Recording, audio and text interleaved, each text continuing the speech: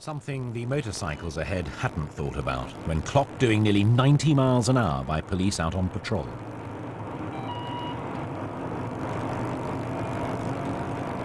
Suddenly, one of them decides to make a run for it and takes off at high speed.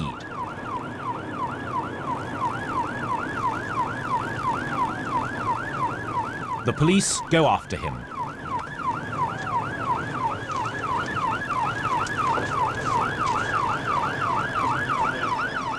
The patrol car has to do speeds of up to 100 miles an hour in order to keep up.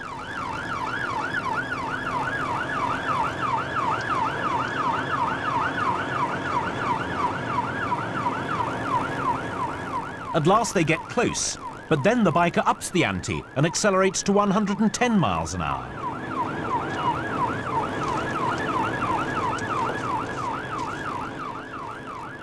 Thankfully, the road is very quiet, but it's still really dangerous and totally irresponsible.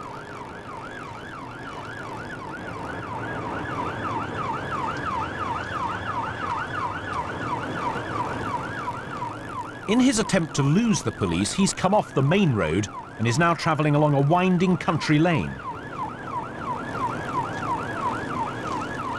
He's still looking for an escape route.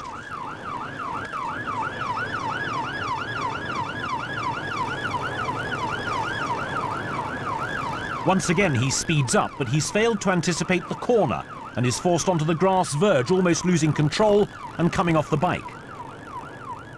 The rough conditions of the road are making it difficult for him to maintain control. He mounts the grass verge again.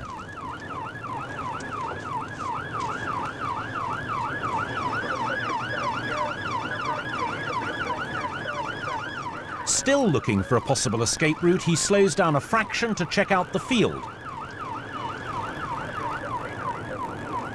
but decides against it.